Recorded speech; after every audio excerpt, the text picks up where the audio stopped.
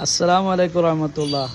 നമ്മളെ കളിപ്പിരാന്തന്മാർ എത്ര സ്ഥലത്താണ് കട്ടൗട്ടുകൾ, എത്ര അടിൻ്റെ കട്ടൗട്ടുകളാണ്, എത്ര ഫ്ലസ്സുകളാണ്. ഓരോന്ന് കേൾക്കാൻ ചെറിയൊരു നസിഹത്ത്. ആരും ദേഷ്യമൊന്നും തോന്നരുത് കേട്ടോ. നമ്മൾ എന്ത് പ്രവർത്തനം ചെയ്താലും അതിൻ്റെ നീയത്ത് പോലെ ആയിരിക്കും നമുക്ക് അള്ളാൻ്റെ അടുത്ത് കൂലി.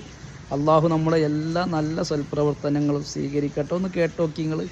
വളരെ അത്ഭുതപ്പെട്ടു പോയിട്ടുണ്ട്. നമ്മുടെ നാട്ടിലാണ് ഈ ഭ്രാന്ത് കുറച്ച് കൂടുതൽ എന്ന് ചിലപ്പോഴൊക്കെ തോന്നിയിട്ടുണ്ട്. കുറ്റം പറയല്ല. നമ്മുടെ നാട് എന്ന് പറഞ്ഞാൽ നമ്മുടെ നാട് എന്നല്ല, നമ്മുടെ ഈ ചുറ്റുവട്ടത്തിൽ, നമ്മുടെ ഈ കേരളത്തിൽ ലോകത്തെ വിവിധ രാജ്യങ്ങളിൽ സന്ദർശിച്ച സമയത്ത് പല സമയങ്ങളിലും പല നാടുകളിലെത്തിയപ്പോൾ ആ നാട്ടിലുള്ള കളിക്കാരെ തന്നെ കളിക്കാൻ പോയിട്ടുണ്ട്. പക്ഷെ അവർക്കൊന്നും ഇത്രയില്ല, ഇത്ര ഭ്രാന്തില്ല. എത്ര അടിയുടെ ഫ്ലെക്സുകളാണ് നമ്മുടെ ചെറുപ്പക്കാർ ഓരോ സ്ഥലങ്ങളിലും സ്ഥാപിക്കുന്നത്.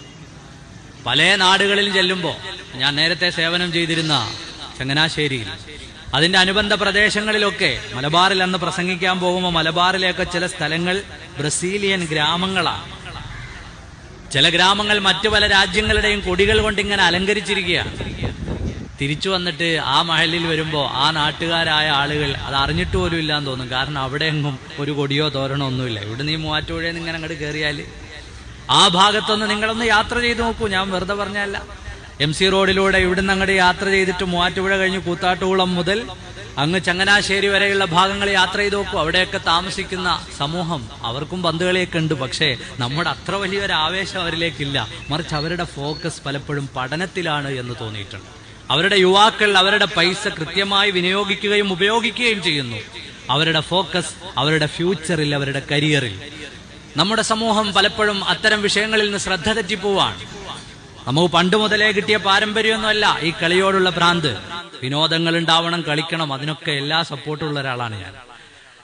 ചില ആളുകൾ പറയുന്ന കേട്ടാത്തൊന്നും പണ്ട് മുതലേ പാരമ്പര്യത്തിൽ അലിഞ്ഞു ചേർന്ന അല്ല. മുസ്ലിമിന്റെ പാരമ്പര്യത്തിൽ, മലബാറിലെ മുസ്ലിമിന്റെ പാരമ്പര്യത്തിൽ അലിഞ്ഞു ചേർന്നത് സത്യത്തിൽ അറിവിനോടുള്ള അങ്ങേയറ്റത്തെ അന്വേഷണ ത്വരയാണ്. ഇൽമു കിട്ടാനുള്ള, അറിവ് നേടാനുള്ള, അറിവ് എവിടെ നിന്നും സമ്പാദിക്കാനുള്ള ത്വരയാണ് മലബാറിലെ മുസ്ലിമിനുണ്ടായിരുന്നത്. അവിടേക്ക് കടന്നു വന്ന ഇത്തരം കളികളോടുള്ള ഭ്രമം, അതിൽ നിന്നെല്ലാം നമ്മുടെ ഉമ്മത്തിനെ തെറ്റിച്ചു കളഞ്ഞു. വെറും കളിപ്രാന്തന്മാരാക്കി മാറ്റിക്കളഞ്ഞു. മാധ്യമങ്ങൾ അതിന്റെ കൂടെ എഴുതും മലബാർ എന്തോ വലിയ സംഭവമാണെന്ന്. വെറുതെയാണ്. ഈ നമ്മൾ പറയല്ലേ, ചില ആളുകൾക്ക് കീ കൊടുക്കും, മൂച്ചു കയറ്റി കൊടുക്കാന്ന് പറയും, പറഞ്ഞു പോക്കി കൊടുക്കുക, എന്തോ വലിയ സംഭവമാണെന്ന് പറയും. അങ്ങനെയല്ല ഞാൻ ഈ പറഞ്ഞു വരുന്നത്. പ്രിയപ്പെട്ട ചെറുപ്പക്കാരെ അല്ലെങ്കിൽ പ്രിയപ്പെട്ട കൂട്ടുകാരെ ഏതെങ്കിലും തരത്തിൽ മോശപ്പെടുത്തിക്കൊണ്ടുള്ള വർത്തമാനമല്ല. നമ്മുടെ ഒരു പ്രായത്തിൽ ഇത്തരം കളികളോടുള്ള ഭ്രമങ്ങളൊക്കെ ഉണ്ടാവാം. പക്ഷെ അത് പരിധി വിട്ടു പോകരുത് എന്ന് പറയുന്നതോടൊപ്പം നമ്മുടെ അത്തരം പ്രവർത്തനങ്ങൾ ജനങ്ങൾക്ക് ഉപകാരമുള്ള പ്രവർത്തനങ്ങളാക്കി മാറ്റിയെടുക്കാൻ നിങ്ങൾ ശ്രമിക്കണം. ഓരോ രാജ്യത്തിന്റെയും ആരാധകർ ഓരോ സമയത്തും നമ്മുടെ താലൂക്ക് ഹോസ്പിറ്റലിൽ ബ്രസീൽ ആരാധകരുണ്ടെങ്കിൽ ഭക്ഷണം നൽകട്ടെ. അർജന്റീനക്കാരുണ്ടെങ്കിൽ നമ്മുടെ മറ്റേതെങ്കിലും, ഇന്നിപ്പോ നമ്മുടെ പരിസ്ഥിതി ദിനമാണല്ലോ, നമ്മുടെ പൊതു ബസ് സ്റ്റാൻഡുകളും പരിസരങ്ങളും വൃത്തിയാക്കട്ടെ.